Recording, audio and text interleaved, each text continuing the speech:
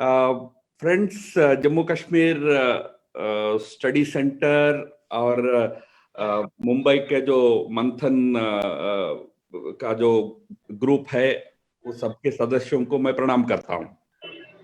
एक historic mode पर भारत जब खड़ा है, तब हम आज एक महत्वपूर्ण विषय की चर्चा आज कर रहे हैं। मुझे पता चला कि last 2 days you have had several sessions on Jammu Kashmir, the process of its integration, etc. So, as I understand, this is going to be the sort of valedictory session of the 3-day discussions that you have had.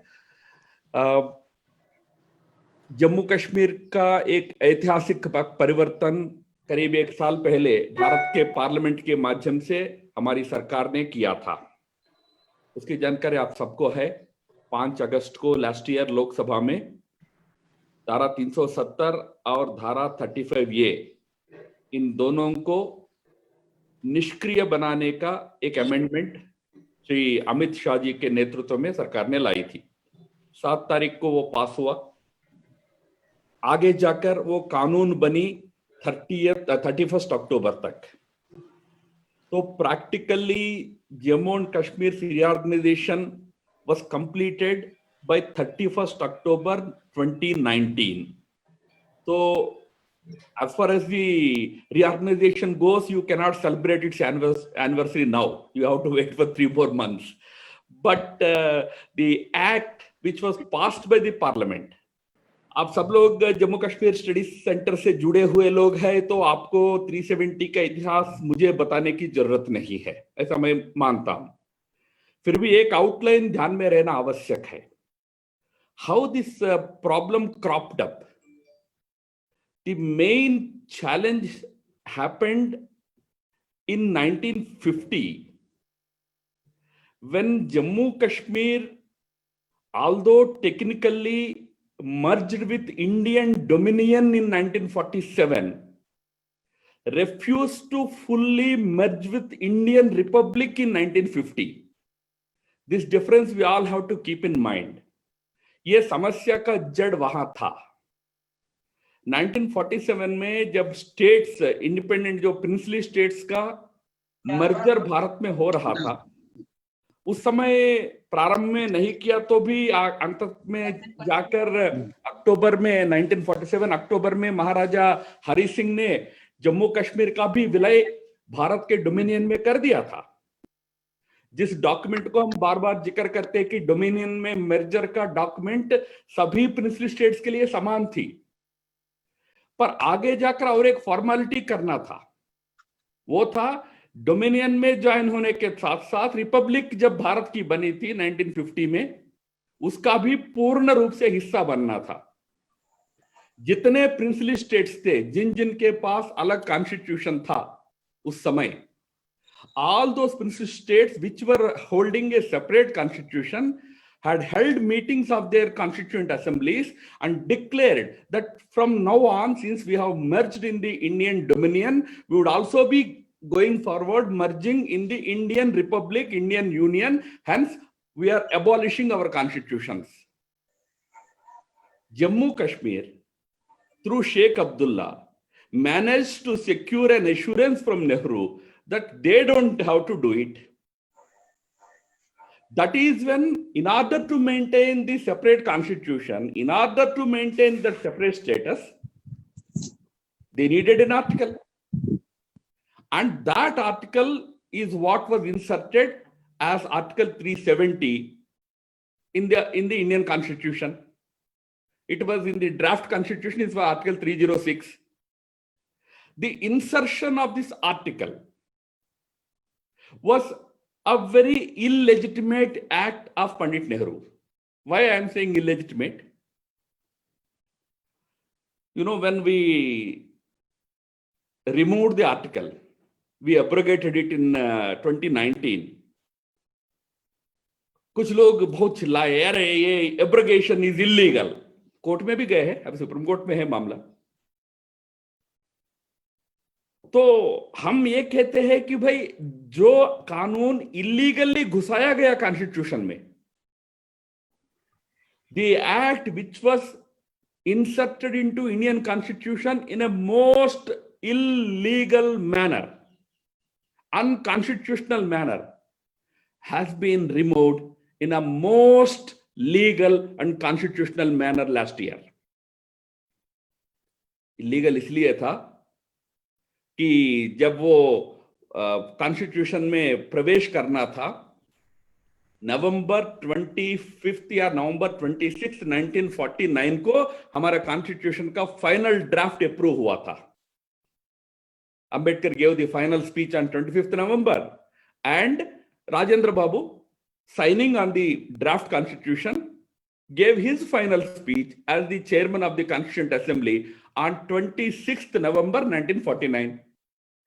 As late as on 17th November bhi, Congress Working Committee refused to support special status for Kashmir, as 1 week before the final draft was approved. फिर नेहरू जी विदेश में थे, सरदार पटेल को उन्होंने phone किया, देखो भाई मैं तो शेख अब्दुल्ला को वादा कर दिया, I gave a word to Sheikh Abdullah, I can't be seen as breaking my word, so you have to do something. It was then that Sardar Patel intervened, called back the working committee again for a meeting on the next day. Members said, yesterday only we said no to this, why are you taking it up again? Patel convinced them that, look, it is a question of the prestige and honor of Nehru, who is our Prime Minister. So, keeping that in view, please support this proposal for separate article, special status. They were bulldozed into accepting it.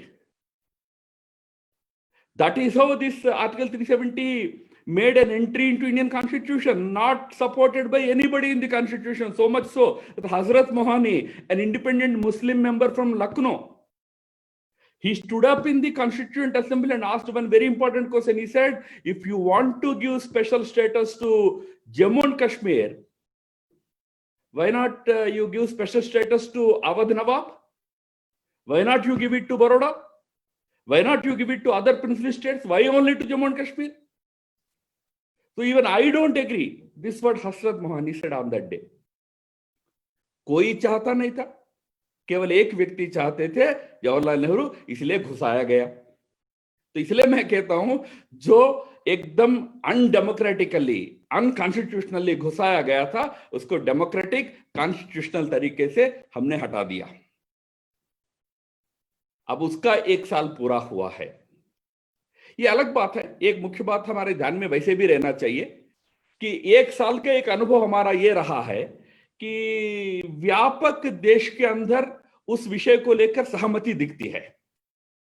You don't come across any leader of any political party who would probably stand up and say, नहीं नहीं नहीं, अगर हमको सत्ता मिलता है तो we will bring 370 back. आपको कोई नहीं मिलेगा. आज क्रिटिसाइज करने वाला भी केवल इस बात को क्रिटिसाइज करता है कि तरीका ठीक नहीं था. आपने थप्पड़ मारा ठीक है, पर आपने थप्पड़ तो थोड़ा आयरन हैंड से मारा, वो ठीक नहीं था. बस इतना ही बोलते हैं. थप्पड़ मारना ठीक है, ठीक नहीं है, ऐसा कोई नहीं बोल रहा है. कारण क्या है? There is generally a larger consensus in the country, there is a larger awareness about the evils of this article in the country. उसका बड़ा श्रेय आप सबको भी जाता है. जम्मू कश्मीर स्टडी सेंटर हो, हमारे संघ हो और संगठन हो, इन्होंने जो पिछले 7 दशकों में, in the last 70 years, how they very consistently campaigned against this article, how they went on educating people about the dangers of this article.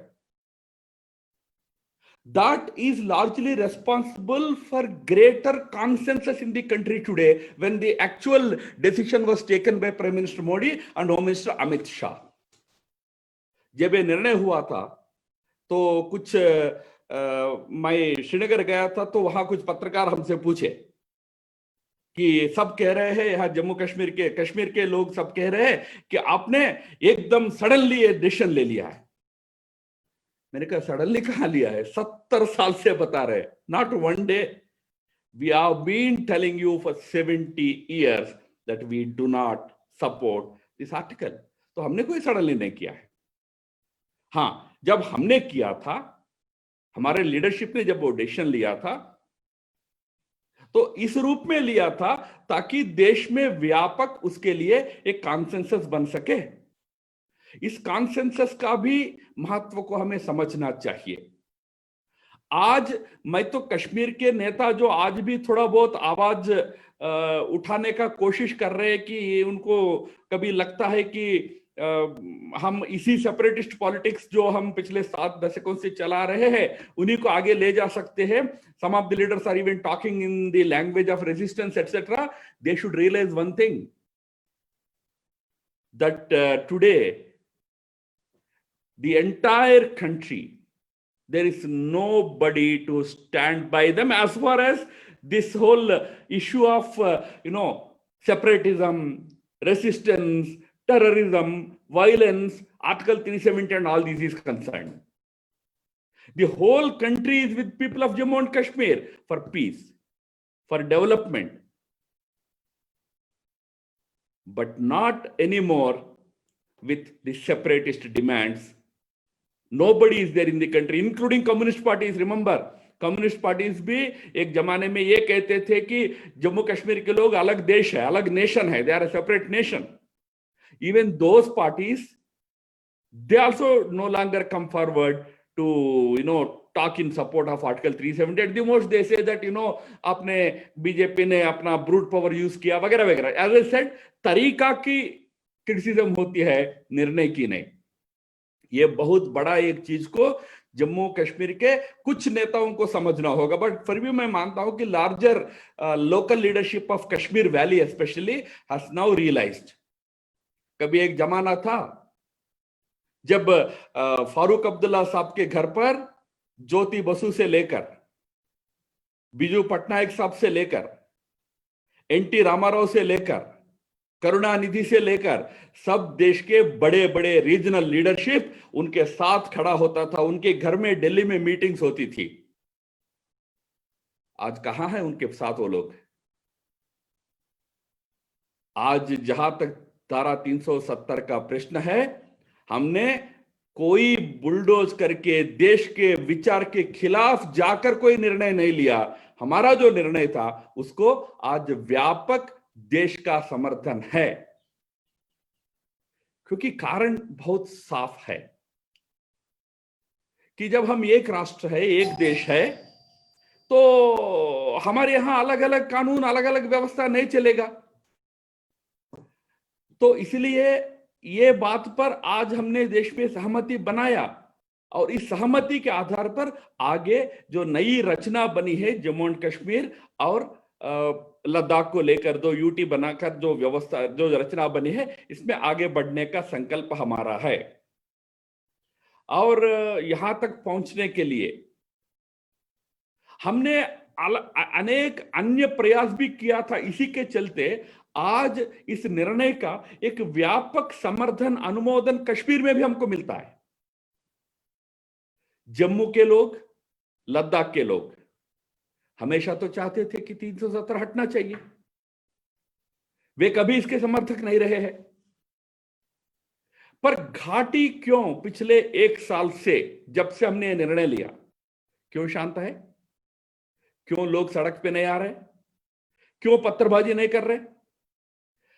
मैं आपको कहता हूं, आजकल उमर अब्दुल्ला, मैंने ये प्रश्न जब उठाया तो उमर अब्दुल्ला साहब ने एक बयान दिया, नहीं नहीं नहीं, आप हमारे लड़कों को हम नहीं चाहते कि सड़क पर आकर पुलिस से भिड़े, आर्मी से भिड़े और उसमें कोई अनप्लेजेंट थिंग्स हो. We don't want that. That is why we are not asking people to come on to the streets. मैं उमर अब्दुल्ला साहब को कहना चाहता हूं, स्वयं फारूक साहब की बहन और बहन की बेटी, ये लोग स्वयं जाकर श्रीनगर में कॉल दिए थे कि आइए हम सब बड़ा आंदोलन करेंगे जो फारूक साहब और उमर साहब का जो गिरफ्तारी हुई है उसके खिलाफ. Do you know how many people turned up in Srinagar? 5 लोग आए थे. 5. क्यों नहीं आए? डर नहीं मित्रों। वैसे तो पहला, मैं तो जैसे शक्ति जी कह रहे थे, कई वर्षों से जम्मू कश्मीर के पॉलिटिक्स को पार्टी की तरफ से मैं देख रहा हूं। तो बुरहान वानी की घटना वगैरह हमने देखा था, उस समय भी ऐसा ही सिक्योरिटी फोर्सेस को हम लगाए थे पूरे राज्य में। पर कभी कभी एक एक दिन कम से कम 400 500 घटनाओं का रिपोर्ट आता था एक दिन में। 400 स्थानों पर पत्थरबाजी हुई है, लोग आर्मी को अटैक करते थे, पुलिस को अटैक करते थे, व्हीकल्स पर चढ़ जाते थे, भयंकर माहौल बना रहता था। टीवी में आप लोगों ने देखा था, कभी नहीं डरते थे। पर आज क्यों बाहर नहीं आ रहे? कारण यह है कि आज कश्मीर की जनता, लीडरशिप को बाजू रखिए, लीडरशिप तो हमेशा सेपरेटिज्म को ही स्टेपल फूड बनाकर अपनी राजनीति चलाती रही। पर आज कश्मीर की जनता भी शायद सोच रही है, शायद, मैं इसलिए शायद कह रहा हूं क्योंकि इसका आगे जाकर हमको पूरा इसका अनुभव होगा, पर शायद जरूर ये सोच रहा है कि अब हिंसा का रास्ता, सेपरेटिज्म का रास्ता, ये हमारे लिए, जनता के लिए फायदा नहीं दे रहा है, केवल नेताओं को फायदा दे रहा है। इसीलिए आज कश्मीर की जनता वायलेंस, सेपरेटिज्म के स्थान पर मोदी जी के ऊपर विश्वास रख के ये नए निर्णय को एक अवसर देना चाहता है। They want to see, they lived under article 370 for 70 years, they have not got anything. Leaders को तो बहुत फायदा मिला, बट आम कश्मीरी को कुछ मिला नहीं। आज they want to see if without 370, if their lives can be improved, why not? This is what they are looking at. अब यहां तक पहुंचने में मैं कुछ कारण भी बताता हूं।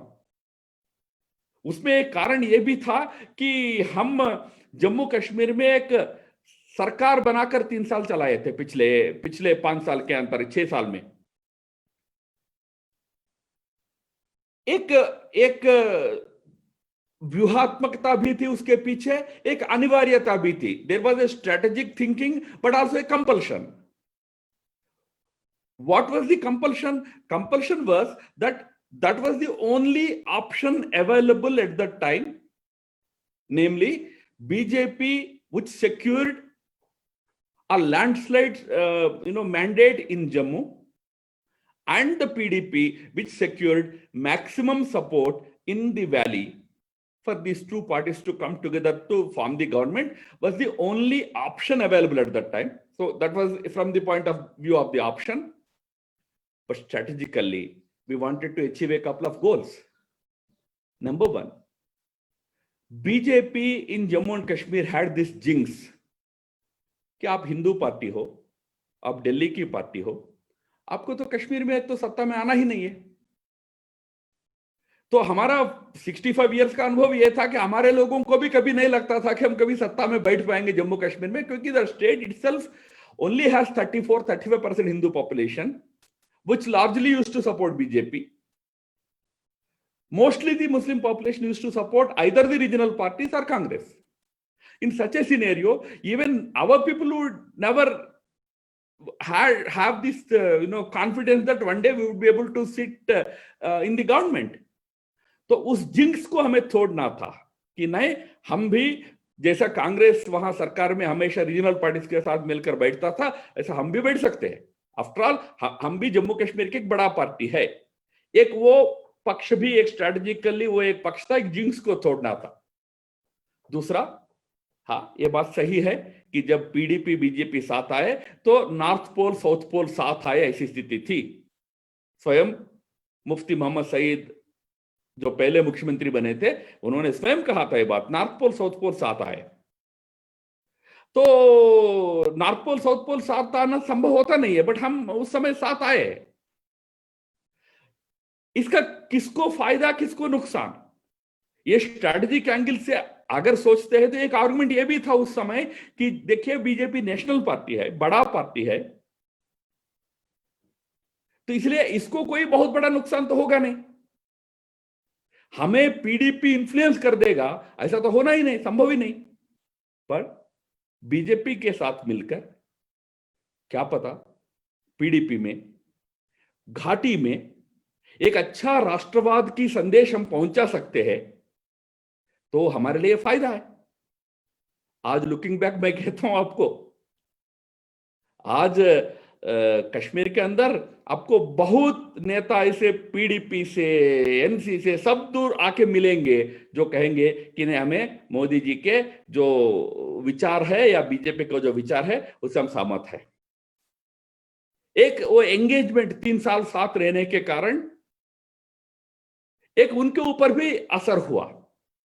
आज जब कश्मीर का 1 साल के बाद का दृश्य हम देखते हैं तो ध्यान में अब यह आ रहा है कि जो रीजनल पार्टीज अभी तक वहां रहे हैं, पीडीपी और एनसी, बड़े पार्टीज है। अब हम किसी पार्टी को यह नहीं कह सकते कि खत्म हो जाएंगे, कोई नहीं होंगे, वो रहेंगे, उनका भी लीडरशिप है, उनके भी फॉलोवर्स होंगे।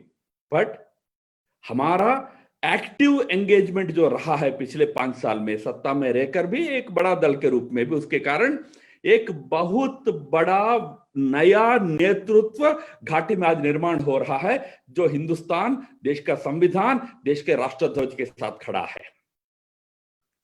अब पिछले 1 साल में यह लीडरशिप धीरे धीरे करके आवाज अपना बुलंद करते आगे बढ़ रहा है। तो ऐसी स्थिति में आज हमको आगे की दिशा में 2-3 चीजों पर बस ध्यान रखना है।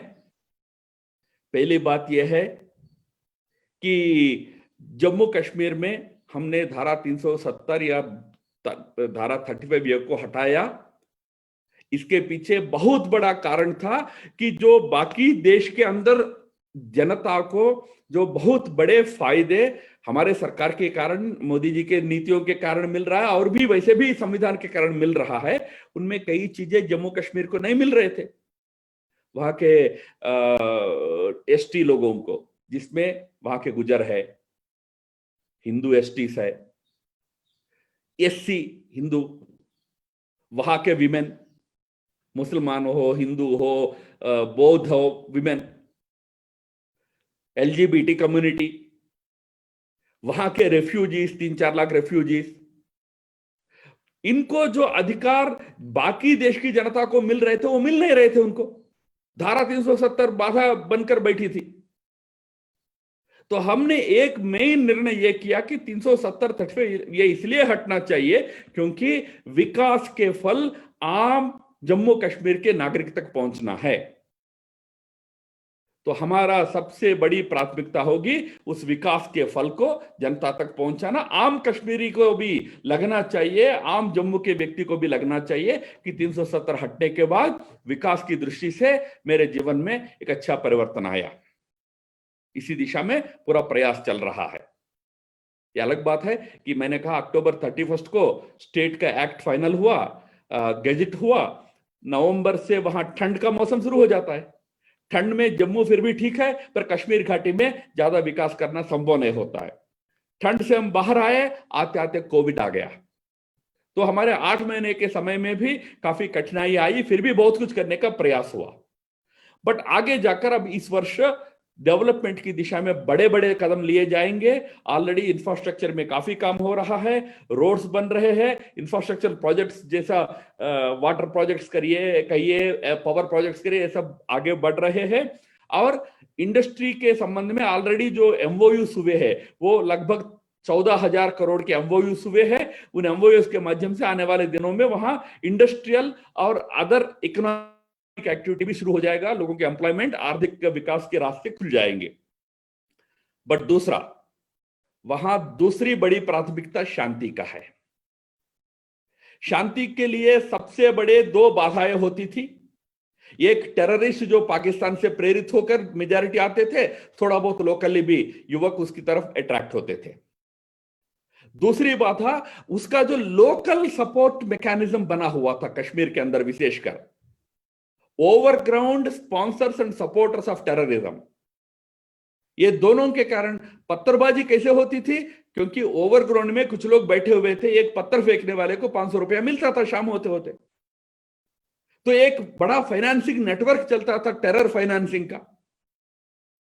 हमने शांति के मद्देनजर इस टेरर फाइनेंसिंग का जो ओवरग्राउंड नेटवर्क है उसको धराशाही करने का एक सफल प्रयास किया है। कई लोग आज जेल में बैठे हुए हैं। तो ओवरग्राउंड नेटवर्क को हमने लगभग टाइट किया है। अब रही टेररिस्ट की बात, हमारा पूरा प्रयास रहा है कि टेररिस्ट जो पड़ोस से आते हैं, यहां आके टेररिज्म के गतिविधियां करते हैं, उनके साथ सख्ती से व्यवहार किया जाए। उसमें जम्मू कश्मीर पुलिस और हमारे सुरक्षा बल काफी अच्छी सफलताएं पा रहे हैं। कभी कभी एक एक हफ्ते में 20-25 टेररिस्ट भी न्यूट्रलाइज किए जाते हैं। कई लोग बॉर्डर पे ही न्यूट्रलाइज किए जाते हैं, कोई किसी ना किसी रूप से अंदर घुसकर आते हो तो अंदर बहुत जल्दी उनको न्यूट्रलाइज करने का प्रयास होता है। आज क्योंकि माहौल भारत का अनुकूल भी बना है, तो इंफॉर्मेशन मिलने की व्यवस्था भी मजबूत हुई है, जिसको इंटेलिजेंस गैदरिंग जिसको कहते हैं, ह्यूमिंट कहते हैं, ह्यूमन इंटेलिजेंस का गैदरिंग, वो व्यवस्था आज मजबूत स्ट्रांग हुई है। इसके कारण हमारे सिक्योरिटी फोर्सेस को बड़ी बड़ी सफलताएं मिल रही है। और सिक्योरिटी फोर्सेस की एक सफलता मुझे जरूर जिक्र करना है, पिछले 1 साल में एक भी सिविलियन, हमारे police operation, security forces operation में एक भी सिविलियन की मृत्यु नहीं हुई है। एक तरफ सिविलियंस भी ज्यादा सड़क पर नहीं आ रहे, ये भी तो है, पर दूसरी तरफ हमारे security forces razor edge walk कर रहे हैं, बिल्कुल किसी भी परिस्थिति में प्रोवोक नहीं होना, सिविलियन को हार्म नहीं हो, इसकी चिंता लेकर हमारे सिक्योरिटी फोर्सेस चल रहे हैं। वहीं दूसरी तरफ टेररिस्टों ने इस पिछले 6 महीने के अंदर, जस्ट इन लास्ट 6 मंथ्स, 22 मासूम कश्मीरियों को मारा है। कुछ फोटोज तो आपने देखा ही था, जैसे एक ग्रैंडफादर को छोटे वो ग्रैंडसन के सामने कैसे मार डाला है, ऐसे फोटोज भी आपने देखा है। तो घाटी में शांति बरकरार रखने के लिए टेररिज्म के साथ सख्ती से व्यवहार करना, यह भी सरकार के दूसरी प्राथमिकता है, उस पर भी काफी काम चल रहा है। कई अन्य जो हमारे कमिटमेंट्स रहे हैं, उनमें हमने काफी आगे भी बढ़ा था, जैसा रेफ्यूजीज को डोमिसाइल देने का, जिसको स्टेट सब्जेक्ट स्टेटस कहते थे पहले, वो तो समाप्ति है आज के दिन में, बट आज उनको सबको डोमिसाइल देने का काम पूरा हो गया, नहीं वो प्रक्रिया चालू हो गई। तो वहां जितने ऐसे हमारे वेस्ट पाक रेफ्यूजीज कहिए, पीओजे के रेफ्यूजीज कहिए, चंब के रेफ्यूजीज कहिए, ऐसे जितने रेफ्यूजीज है उन सबको ये जो डोमिसाइल सर्टिफिकेट्स देने की एक प्रक्रिया जारी है, वो आगे बढ़ेगा। उसमें कुछ कठिनाइयां है, ऐसा हमारे ध्यान में आया है, और वो कठिनाइयों को दूर करने के लिए प्रशासन लगा है, वो दूर करेंगे। हमारा संकल्प है कि ऐसे जितने लोग हैं वो डोमिसाइल के लिए जो जो क्वालिफाइड है, उसका कुछ क्वालिफिकेशंस है, जो भी क्वालिफाइड है उनको डोमिसाइल मिलेगा। उसमें हमारा कुछ कमिटमेंट कश्मीरी पंडितों के विषय में भी रहा है। वैसे कश्मीरी पंडितों के पुनर्वास का विषय कई वर्षों से, लगभग, वैसे तो अभी तो 3 दशक हो गया है, 90s में पंडित घाटी छोड़ के बाहर आए, अब 3 दशक 30 इयर्स हो गया है, यानी लगभग एक जनरेशन पूरा बदल ही गया है। पर फिर भी आज भी केवल प्रयासरत ही हम रह पाए, उसमें पूरी सफलता जो मिलना था वो मिल नहीं पाया है।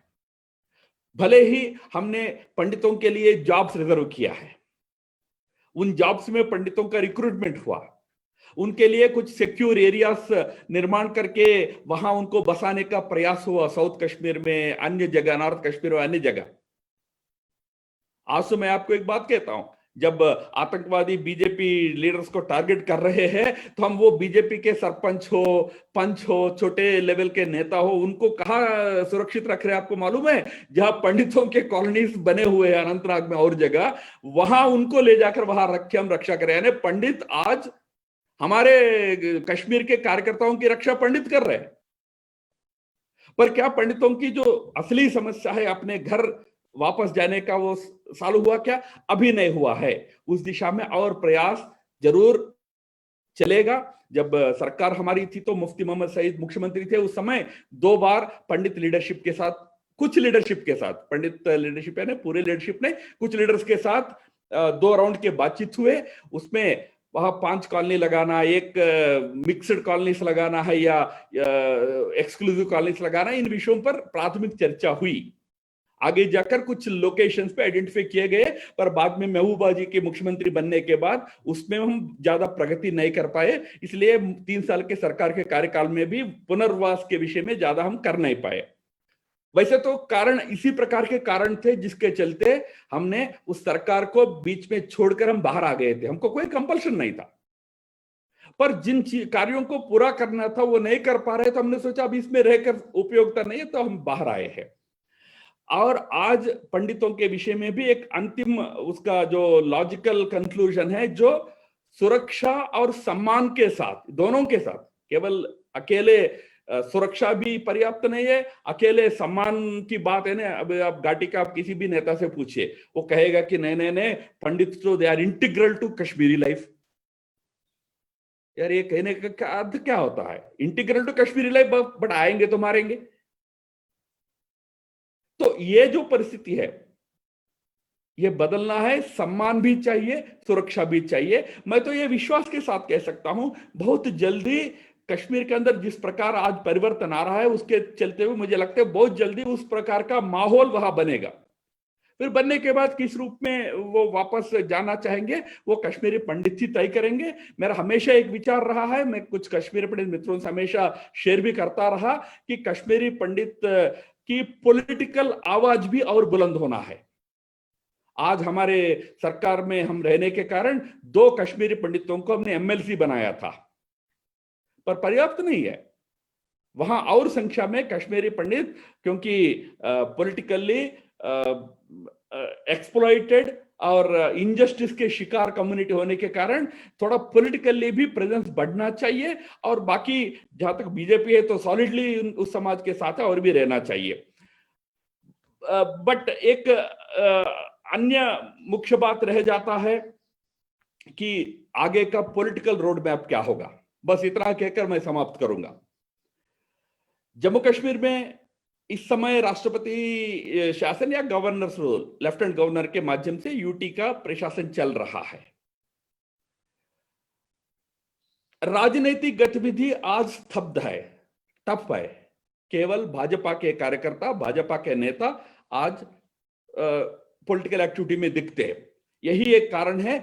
आज आतंकवादी आउट ऑफ फ्रस्ट्रेशन बीजेपी कार्यकर्ताओं को भी टारगेट करने का प्रयास वहां घाटी में कर रहे हैं। बट बीजेपी के कार्यकर्ता जम्मू हो, घाटी हो, दोनों जगह पूर्ण रूप से आज सक्रिय है। बट बाकी दल के लोग सक्रिय नहीं है। दिल्ली में स्टूडियो में झूठ बोलते हैं कि क्या करें, हम सब बंद है। कोई बंद नहीं है मित्रों। केवल प्रारंभ में 5-6 महीना उस राज्य में कई लोगों को गिरफ्तारी में रखा गया, पर दिसंबर माह के बाद, लास्ट ईयर दिसंबर के बाद कई लोगों को छोड़ दिया। एक्स एमएलए फ्री हो गए, एक्स मिनिस्टर्स फ्री हो गए, सब फ्री हो गए। पर राजनीतिक गतिविधि क्यों नहीं कर रहे? क्यों चुपचाप घरों में बैठे? क्यों फेसबुक और ट्विटर पे ही अपना आक्रोश लगाते हैं? जब वहां की जनता को पॉलिटिकल लीडरशिप की सहारा की आवश्यकता है, तो क्यों नहीं है वहां? क्योंकि वो अभी तक एक दूसरे प्रकार के राजनीति करने के आदती हो गए। क्या दूसरे प्रकार की राजनीति थी? आप हर बार 370 की बात करो, सेपरेटिज्म की बात करो, स्पेशल स्टेटस की बात करो, हम अलग है, यही भावनात्मक मुद्दा बोलते हुए राजनीति चलाओ। आज वो लग्जरी खत्म हो गया। आज ब्रेड एंड बटर इश्यूज पर राजनीति करना है, जनता के दैनंदिन इश्यूज पर राजनीति करना है, उसके लिए वो नेता तैयार नहीं हो रहे हैं। पर आगे जाकर जम्मू कश्मीर में पॉलिटिकल एक्टिविटी को रेस्टोर करना है, उसके लिए सरकार प्रयास करेगी। और डिलिमिटेशन का एक्सरसाइज पूरा होने के बाद यूनियन टेरिटरी ऑफ जे&के के लिए एक लेजिस्लेचर भी निर्माण होगा।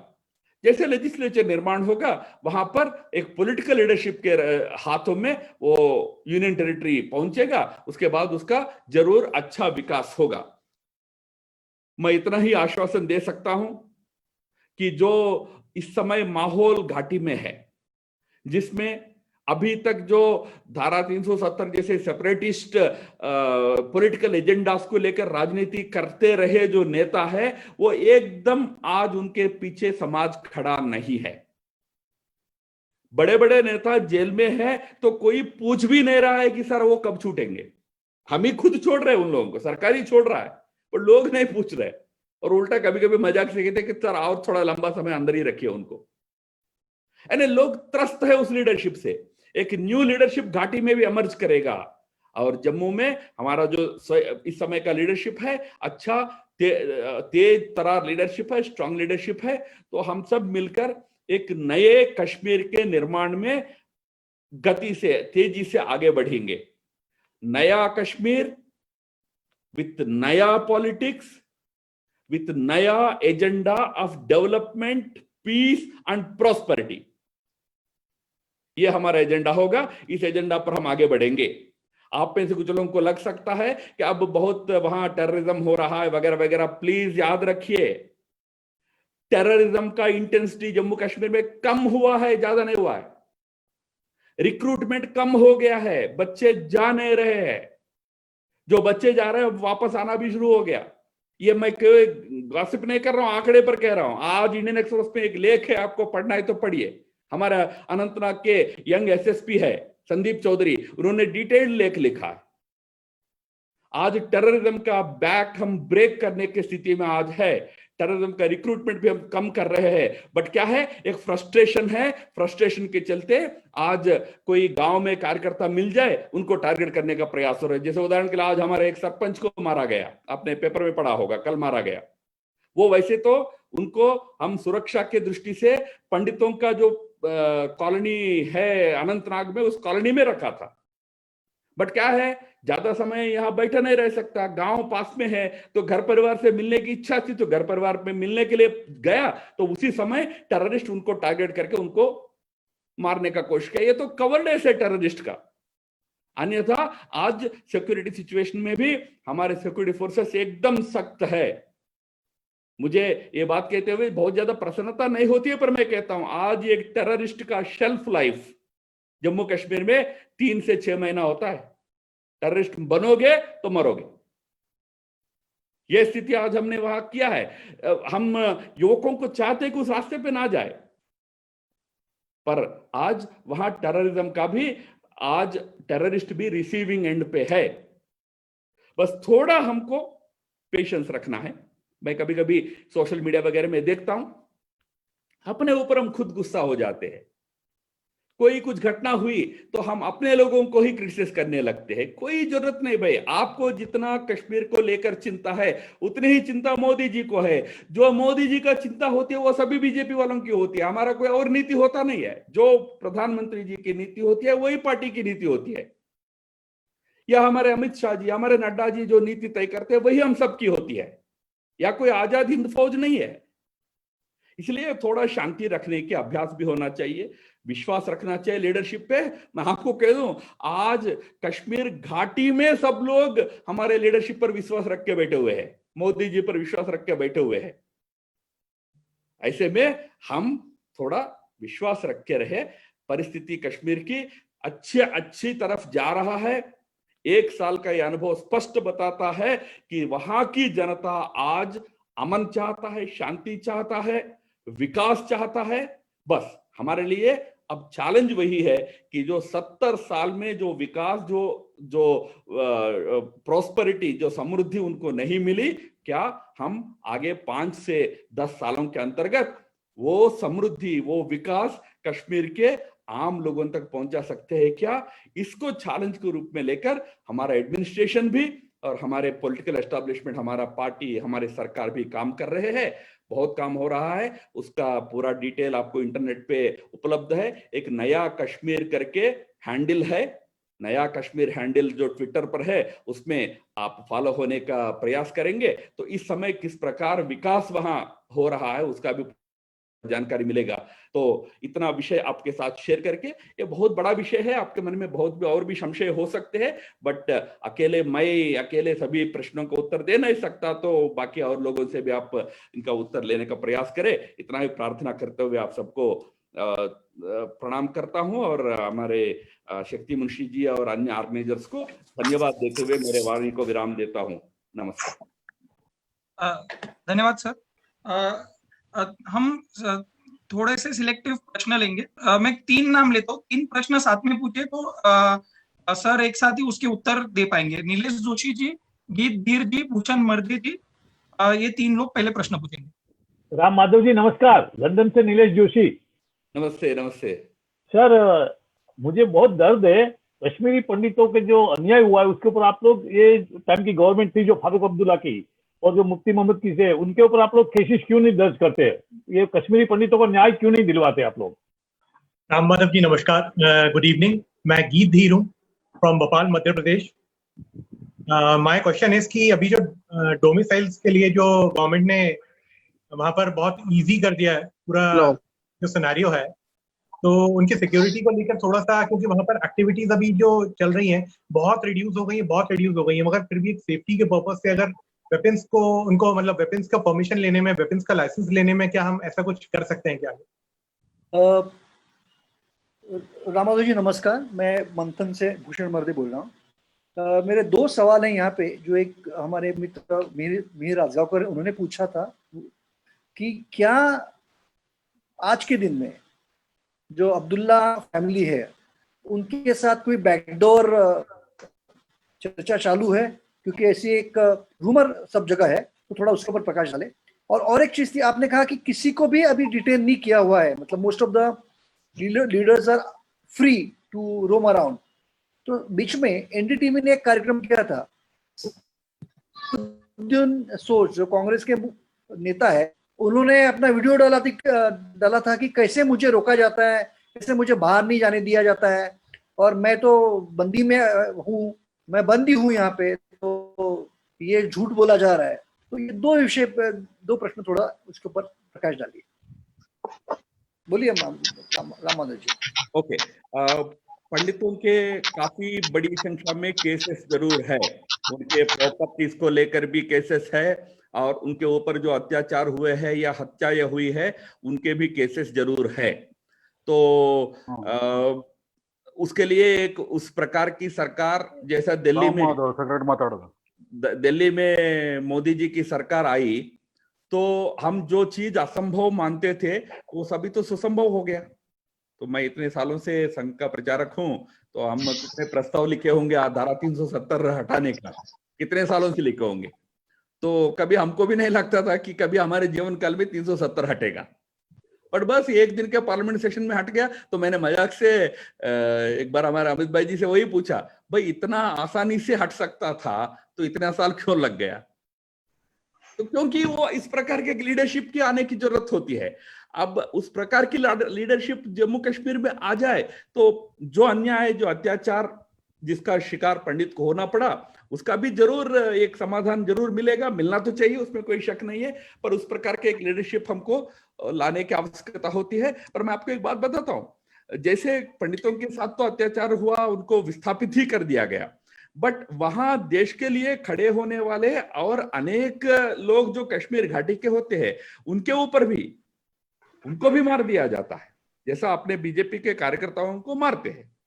तो ऐसे जितने राष्ट्रवादियों के साथ जो अत्याचार होते हैं उसमें लोकल लोग जो शामिल होते हैं, क्योंकि वहां टेररिज्म जरूर बाहर से पाकिस्तान प्रेरित होता है, बट एक अंदर भी एक नेटवर्क होता है उनको सपोर्ट करने वाले, उनको प्रोत्साहन देने वाले, उनका भी हमको हिसाब लेना होता है। बट उस प्रकार के एक अच्छा लीडरशिप राज्य में निर्माण हो तो जरूर संभव होगा। जहां तक डोमिसाइल्स का प्रश्न है, डोमिसाइल इस समय जो है वह राज्य के अंदर के लोगों के लिए ही है। अब बाहर से जाने वाला व्यक्ति, केवल कोई वहां 15 साल वहीं रहा हो, कोई फैक्ट्री में कर्मचारी हो या सरकारी कर्मचारी हो, 15 साल वहां रहा हो और आगे जाकर वहां रहना चाहते हो, उनके लिए डोमिसाइल लेने के अनुमति है। अन्यथा बाकी देश के लोगों को वहां तुरंत जाके डोमिसाइल लेने की व्यवस्था आज नहीं है। आगे जाकर क्या होगा मैं कह नहीं सकता हूं, बट आज नहीं है। तो वर्तमान की जो डोमिसाइल है वहां के राज्य के लोगों के लिए है, तो उनकी सुरक्षा की जिम्मेदारी सरकार की है। किसी को, व्यक्तियों को हथियार देना वगैरह तो लोकतंत्र में इसकी जरूरत ही नहीं पड़ना चाहिए, क्योंकि सरकार की जिम्मेदारी होती है लोगों की रक्षा करने की। वो जिम्मेदारी सरकार अच्छी तरह उठाएगी, सबकी सुरक्षा, सबकी रक्षा की चिंता करेगी। और मैं ये तो आपको स्पष्ट कहूं कि कोई अब्दुल्ला फैमिली से कोई बैकडोर नहीं है, जो भी है फ्रंट डोर है, जो भी होता है अपने पार्टी में सीधा होता है, कोई बैकडोर डिप्लोमेसी, बैकडोर पॉलिसी कुछ नहीं। जहां तक डिटेनिस का प्रश्न है, मैंने कहा 5-6 लोग छोड़कर बाकी hundreds of political leaders are free.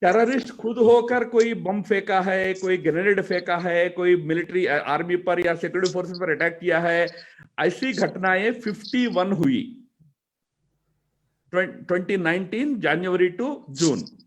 2020 January to June उन घटनाओं की संख्या 21 है। यानी वो हिम्मत ही नहीं कर पा रहा है आज के दिन में आके कोई अटैक करने का। हम ढूंढ ढूंढ कर न्यूट्रलाइज कर रहे हैं उनको। हम कैसे ढूंढ पा रहे हैं? क्योंकि वहां लोकल लोगों में आज ये मानसिकता आ गई है कि अब ये टेररिज्म नहीं चलेगा, इसलिए खुद हमको ह्यूमिंट अच्छा मिलता है, इसलिए हम सक्सेस हो रहे हैं। इसलिए लोकल रिक्रूटमेंट पहले से ज्यादा हो रहा हो, ये जानकारी एकदम गलत है। इसका डाटा उपलब्ध है, आप नेट से भी दे सकते हैं, अन्यथा कभी समय मिला तो मैं भी शेयर कर सकता हूँ। राम माधव जी, आपका हार्दिक अभिनंदन। मेरा नाम कलन मट्टू है, मैं एक विस्थापित कश्मीरी हिंदू हूँ। मेरा प्रश्न बड़ा स्पष्ट और सीमित है, मैं समय की मर्यादा का उल्लंघन नहीं करूंगा यहाँ। मुझे लगता है कि मंदिर हमारी सभ्यता और के वाहक और प्रतीक हैं। मुझे लगता है आप इससे एग्री करेंगे। मैं सिर्फ गणपति आरती के बारे में बात करना चाहता हूँ, बहुत बड़ी बात नहीं करूंगा क्योंकि यहाँ बहुत ही वरिष्ठ मार्गदर्शक बैठे हुए हैं, उनके सामने मैं बड़ी बात नहीं करना चाहता हूँ। सो गणपति आरती के बारे में पूछना चाहता हूँ।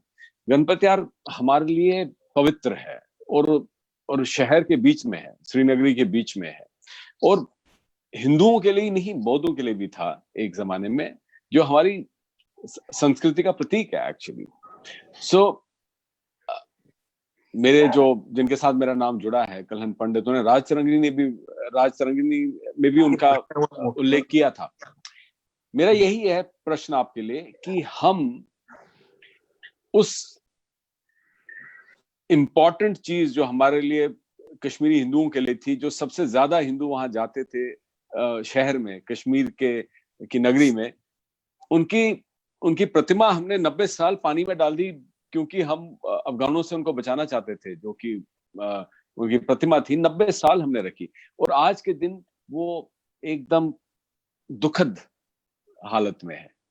तो हम गणपति आरती जैसी इतनी जो हमारे लिए कश्मीरी और हिंदू संस्कृति के लिए इंपॉर्टेंट चीज है, जो बहुत ही गहन चीज है हमारे लिए, उसको कैसे बचाएंगे? बाकी कई हैं जिनको हमने बचा दिया, बट गणपति आरती के हालात थोड़े खराब हैं। इसलिए मैं आपसे पूछना चाहता हूँ, आपने कुछ इसके बारे में सोचा है क्या? जय सिया राम सबको। मैं निधि शर्मा मुंबई पवई से हूँ, शक्ति दीदी के पास रहती हूँ और उनकी एक छोटी बहन या बेटी के जैसी हूँ।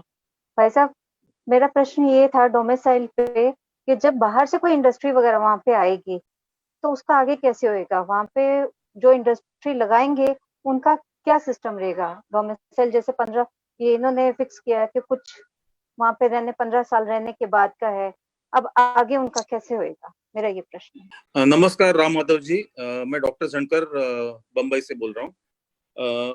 मेरे दिमाग में एक प्रश्न है जो सभी लोगों के दिमाग में रहेगा। जब भी हम लोग integration of Jammu and Kashmir बोलते हैं, तभी हम पूरा जम्मू एंड कश्मीर के बारे में सोचते हैं, जिसमें पीओके आता है, गिलगित बाल्टिस्तान आता है, अक्साई चीन आता है। तो मैं आपको पूछना चाहता हूँ कि इस बारे में कुछ गुड न्यूज मिलने की पॉसिबिलिटी नियर फ्यूचर में है क्या?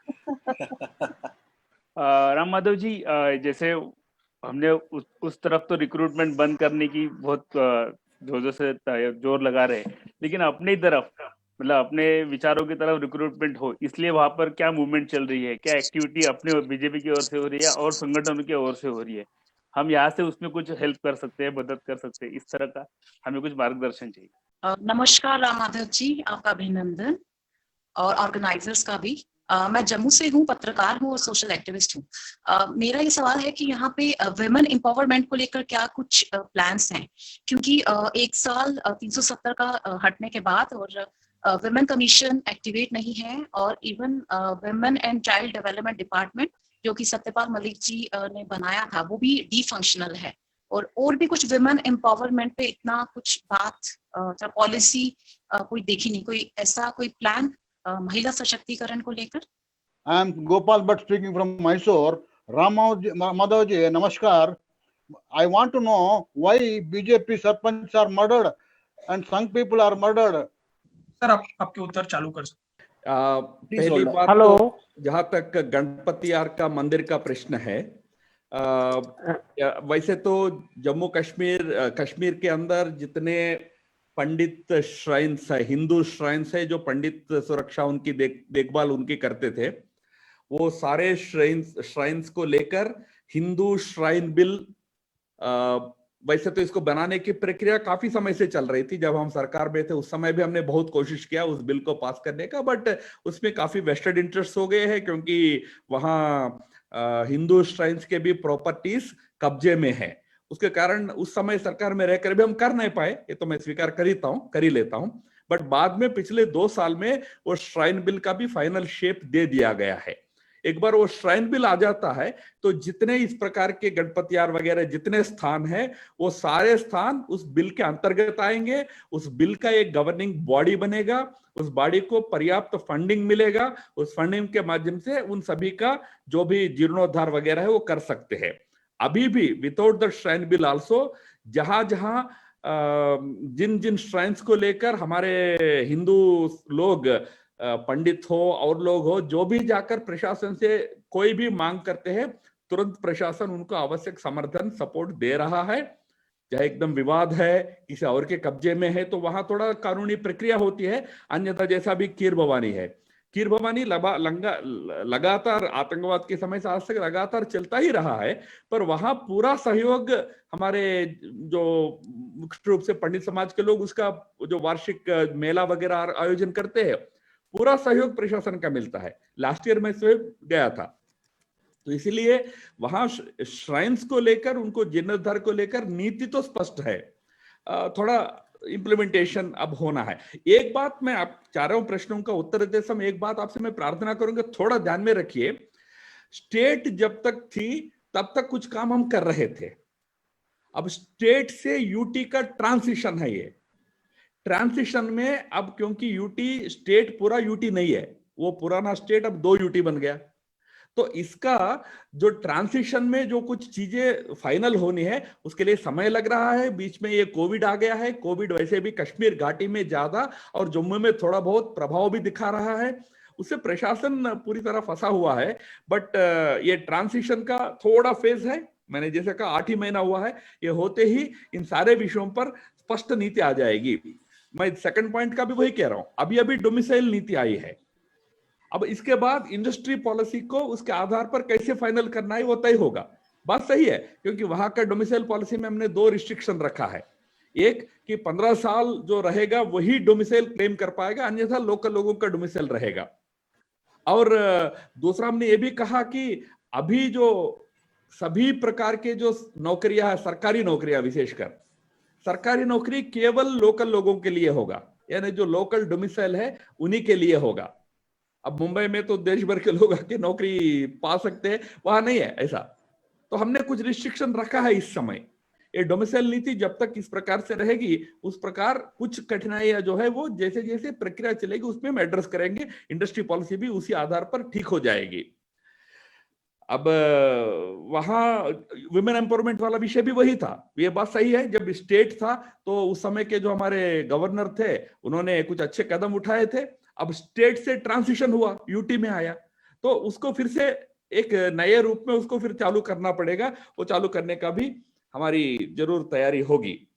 अब घाटी में वगैरह में बीजेपी की एक्टिविटी बढ़ रही है, और बीजेपी एक्टिविटी के साथ साथ मैं ये भी आपको जरूर कहना चाहूंगा, जो लोग धारा 370 पर मोदी जी की सरकार ने जो निर्णय लिया, इसके साथ खड़े होने वाले नॉन बीजेपी लोगों की भी संख्या घाटी में बढ़ रही है। नॉन बीजेपी लीडर है पर वो विकास की दृष्टि से ही हमारे राजनीति करना चाहते हैं, उनको ये सेपरेटिस्ट पॉलिटिक्स करना नहीं है, ऐसे लोगों की भी संख्या बढ़ रही है, बहुत सारे लोग आगे आ रहे हैं। तो अब ये जो संख्या है यही उस राज्य में स्थायी शांति और अच्छे विकास के लिए एक बेस बनेगा।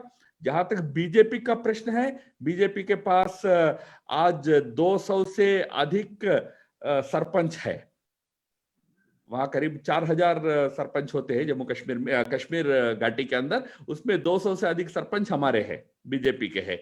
और हम 400 सरपंच पोस्ट लड़े थे, उसमें 200 हमने जीता था।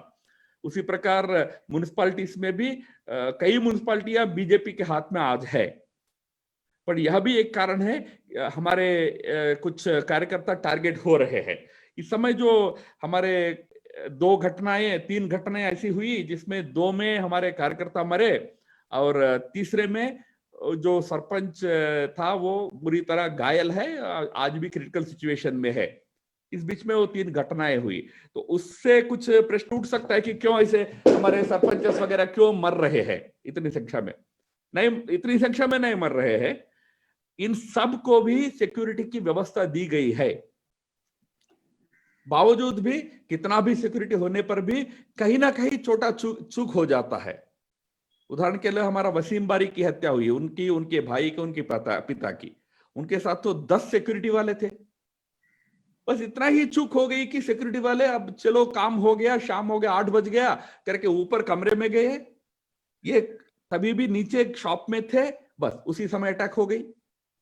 थोड़ा भी चूक होगा तो उसमें कुछ ये घटना घट सकती है कभी कभी, पर हम पूरे हमारे सरपंच सभी को पूर्ण सुरक्षा वगैरह दिए हुए हैं, उनको सुरक्षित स्थानों पर भी रखने की व्यवस्था हुई है। पर मैं आपको एक बात कहता हूं, मैं जब सरपंच का चुनाव होने वाला था उस समय जो हमारे कैंडिडेट जो कंटेस्ट करने वाले थे उनसे मिलने के लिए गया था श्रीनगर में, उनकी एक बैठक हुई थी। तो उस बैठक में करीब 100 से अधिक जो सरपंच के चुनाव लड़ रहे थे ऐसे कार्यकर्ता आए थे। वो एक क्षेत्र का था, साउथ कश्मीर का था। साउथ कश्मीर में आतंकवाद बहुत होता है, तो मैंने उनसे पूछा कि भाई आप चुनाव लड़ने का तो बड़ा उत्साह दिखा रहे हो, बट कल टेररिस्ट आके आपको धमकाएगा, तो क्या फिर आप विड्रॉ कर लोगे, आपका पर्ची वापस ले लोगे? तो थोड़ी देर सन्नाटा था। फिर एक मिडिल एज हमारे कार्यकर्ता खड़ा हुआ, उसने कहा कि देखिए साहब, जिस दिन हमने बीजेपी में ज्वाइन किया और हमारा राष्ट्रध्वज नेशनल फ्लैग जिस दिन हमने उठाया था, उसी दिन हमको पता था तो किसी न किसी दिन हम मारे जाएंगे, तो अब क्या डरना है? ये हमारे कार्यकर्ताओं की हिम्मत है। इसका अर्थ है नहीं कि वो मरना चाहिए, वो कोई नहीं मरेगा। हमारा पूरा प्रयास यही रहेगा कि उनकी पूरी सुरक्षा हो। पर कोई घटना होती है, एकदम भावुक नहीं हो जाना कि अरे मर रहे, आप क्या कर रहे हो, आप क्या कर रहे हो, आप क्या कर रहे हो। यार, पूरे सुरक्षा के बाद भी इंदिरा गांधी मरती है इस देश में। कभी कभी घटनाएं होती है, नहीं हो ये हमारा प्रयास है, पूरी सुरक्षा सब दिया जा रहा है और हमारे कार्यकर्ता इस परिस्थिति में हिम्मत ना खोए, आज डटकर खड़े हैं। मैं आपको और एक जानकारी देता हूं कि अभी मेरे पास हमारे कश्मीर के लीडर का फोन आया, सर आप एक बार आइए, सबको समझाइए, बहुत ज्यादा ये जो नेशनल फ्लैग लेकर घूमना बहुत ज्यादा नहीं होना चाहिए, वो होने से टारगेट हो रहा है। देखिए माहौल हुआ कैसा है। हमारे कार्यकर्ता 5 तारीख को, जिस दिन 1 साल पूरा हुआ धारा 370 का समाप्त होने का, उस दिन कश्मीर के हर जिला में हर जगह राष्ट्रध्वज लेकर छोटे छोटे, बड़ा जुलूस अलाउड नहीं है, कोविड है, इसलिए छोटे छोटे जुलूस निकाले। आप यहां बैठकर सोच रहे हैं ना कि वहां सरपंच मर रहे तो सब क्या माहौल है। ऐसे स्थिति में भी हिम्मत के साथ राष्ट्रध्वज लेकर हमारे कार्यकर्ता सड़क पर प्रदर्शन कर रहे हैं और हमारे नेता हमको कह रहे हैं कि सर आप उनको थोड़ा समझाइए। तो वहां की परिस्थिति एकदम हमको आशा और उत्साह देने वाली है। पहली बात है, नेगेटिविटी छोड़िए, हर चीज को लेकर नेगेटिव हो जाए, हम अरे मर रहे तो आप क्या कर रहे, आप क्या कर रहे, ये छोड़िए। अच्छी विश्वास रखिए, अच्छी तरह उसको संभालने का प्रयास हो रहा है। पर अंत बात नहीं कहना है, हमको भी कभी पता नहीं था कि 370 इतना आसानी से धड़ाल करके मोदी जी और अमित शाह जी मिलकर हटा देंगे। हो गया अचानक। तो बाकी आपकी जो इच्छा है फिर ओके वगैरह ऐसा ही प्रतीक्षा करिए, क्या पता कब किस रात को आपको अचानक खबर आएगा कि ये हो गया है। उसकी प्रतीक्षा तब तक करते रहिए। बहुत बहुत धन्यवाद।